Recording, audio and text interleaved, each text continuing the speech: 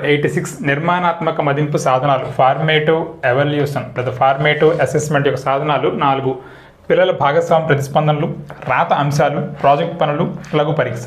మరి పిల్లల భాగస్వామ్యం ఎలా తెలుస్తుందంటే తరగతి గదిలో వాళ్ళు ప్రవర్తించిన ప్రవర్తన, వాళ్ళకి వేసే మౌఖిక పరీక్షలు అంటే మౌఖికంగా వేసే క్వశ్చన్లు, teacher diary. So teacher diary దేనికి సాధనము అంటే పిల్లల భాగస్వామ్యం ప్రతిస్పందనలు. రాత అంశాలకు వచ్చేసరికి వాళ్ళు రాసే నోట్బుక్స్, వాళ్ళ పరిశీలనలు అంటే వ్యక్తిగతంగా జట్టుగా చేసే కృత్యాలు వాళ్ళ యొక్క పరిశీలనలు, సంఘటన రచన పత్రావళి, పోర్ట్ఫోలియోలు, విద్యార్థి డైరీ, ఇవన్నీ కూడా రాత అంశాలు. ప్రాజెక్ట్ పనులకు వచ్చేసరికి నిర్ధారణ మాపనలు ఉపయోగించి వాళ్ళ ప్రాజెక్ట్ పనుల గురించి మాపనం చేయవచ్చు. ఈ నిర్ధారణ మాపన ఇందులో కూడా యూజ్ చేయొచ్చు. లఘు పరీక్షకు వచ్చేసరికి 20 మార్కులు స్లిప్ టెస్ట్ పెడతాం, దాని ద్వారా వాళ్ళ యొక్క గ్రేడింగ్ తెలుస్తుంది. సో 10 మార్కులకి పిల్లల భాగస్వామ్యము, రాత అంశాలు 10 మార్కులు, ప్రాజెక్ట్ పనులు 10 మార్కులు, లఘు పరీక్ష 20 మార్కులు.